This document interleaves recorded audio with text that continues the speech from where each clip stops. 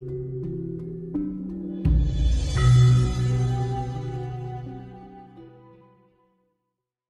setunggal Mano niki nyuwun dijelasaken asal mulane jagat niki digelar Mano. Napa kali asal mulane menungso niku wiwiten garwa ibu terus dilairaken ngantos menuju kematian niku pripun? Monggo njenengan dijelasaken Mano. Ya pangapurane ya iki Mbahno sing nyeritakne sik menungso lumrah ya. Dadine ora lepas teko salah lan luput. Krana apa Mbahno nganti iso nyeritakne jagat sadurunge dumadi kan ya ora wajar ya asli. Dinilai teko umure Mbahno sik pirang dina. Tapi dengan perjalanan Mbahno menyatukan alam dan penciptanya, akhirnya kan iso nemokne diarani kitab alam ya le.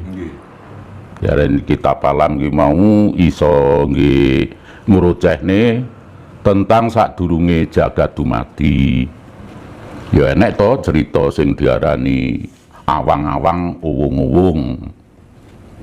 Ya saka mula bukane ya le dhisik saurunge jagat dumadi ki mau sing kenek diarani awang-awang uwung-uwung sing ana tan liyane Adam dan Hawa. Adam kata suwung, Hawa ku ana.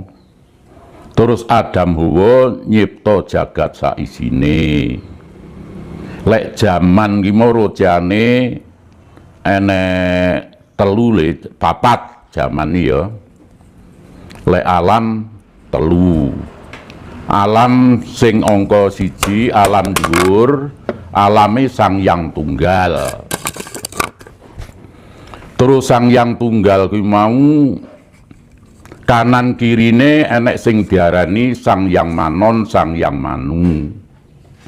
Nyipta jagat saisine sing kenek dinarani jaman Jawa Dipa. Jaman Jawa Dipa enek werdine.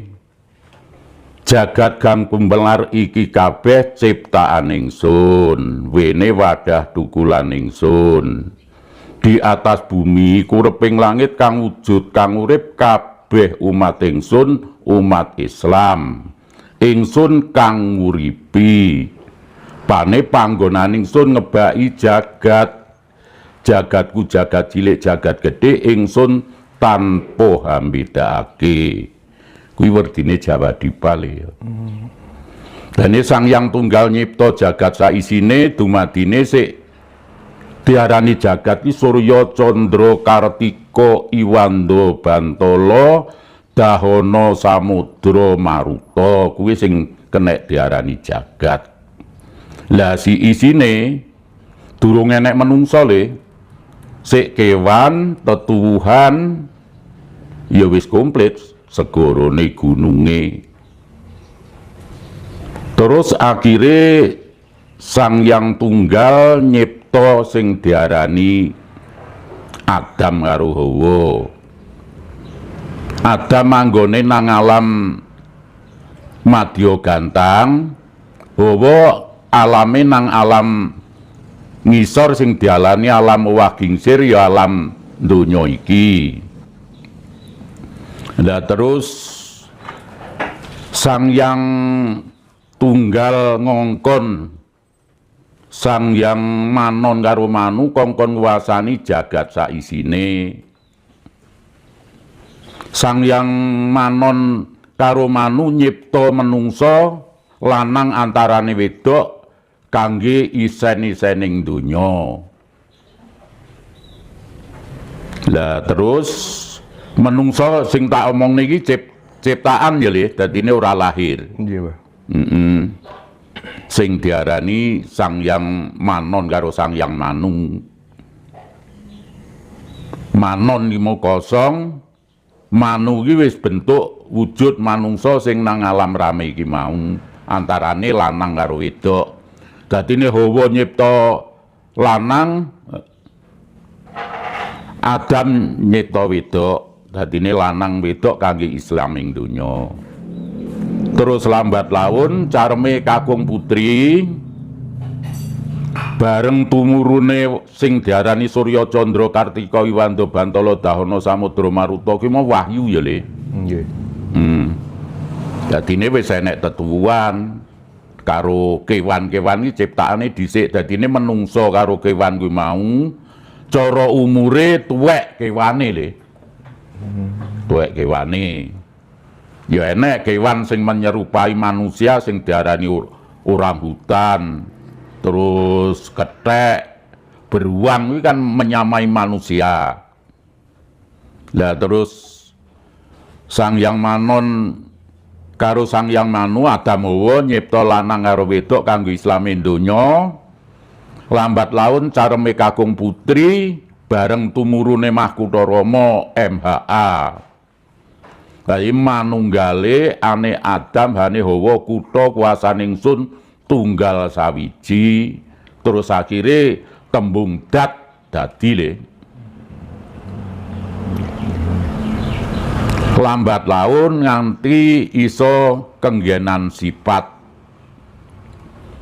Dadi date bumi, geni, banyu, angin mujudne sifat, terus akhirnya dadi nafsune menungso.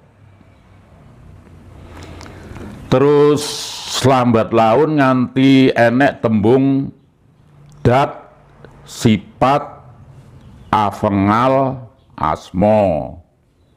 Dadi ini kan suwi-suwi kan ngandung ya Le. Nggih, Pak. Unsure ngandung. Careme kakung putri lek tanpa tumurune Mahkutha Rama nggak akan ngandung Le. Jangkep 6 bulan nganti duwe iso obah. Dadi ini dat kenggenan sifat isine papat, dadi bumi, geni, banyu, angin, terus afengal 6 bulan iso obah. Si jabang bayi nang alam kandungan ki mau wis kenek diarani manunggaling kawula Gusti Le. Boleh wis berbentuk raga karo sukma ya enek uripe.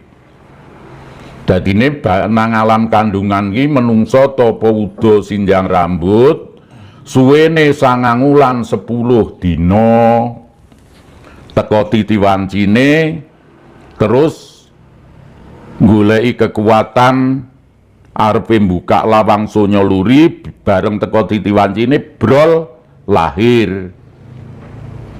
Termasuk wis wujud raga karo sukma Allah wujud ya aku kowe kuwi. Nggih, nggih. Terus dijenengne asma jenengne ya. Mangkane enek kaitane manusia yang lahir pertama, lek lahire kuwi mau wedok jenenge ratu, lek lahire lanang jenenge raja. Kuwi asal mula bukane nalika lahire manungsa pertama. Lah perkara ratu karo raja ki mbuh jenenge Separana Seprene, lek wedok iki kan ya ratu to. Nggih. Lek lanang raja. Mbah, nah nek sejatosipun nek diwastani urip niku Mbah pripun? Napa terus manungsa niku dinyatakaken urip nggih Mbah no? Napa tenggene guwa garbane ibu umur 3 wulan niku pun diarani sampun urip? Ya wis urip no, wis Sampun, nggih. kedunungan diarani dat kok. Nggih. Sing diarani dat ki ya urip ki mau. Ngono lho. Lah terus nganti sifat iki kan kenggenan isi papat.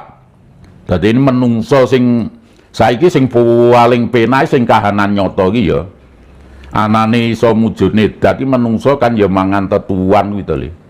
Sing tukulan teko bumi mau.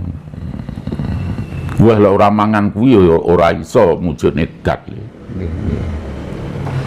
Terus niku Mbah no, hakikate asma terus urip kalih Maha Suci niku napa Mbah no?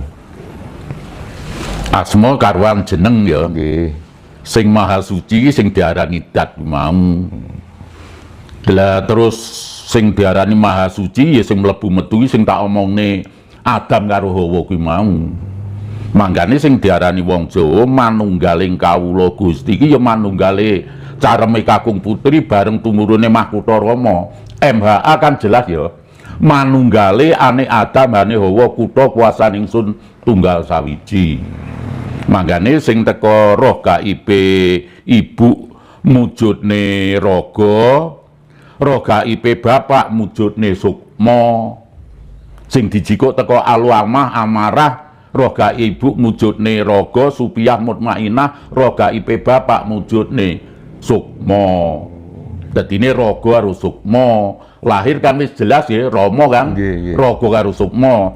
Lah date nalika nang alam kandungan mulai careme kakung putri bareng tumurun mahkota Rama iki menunjukkan dat le.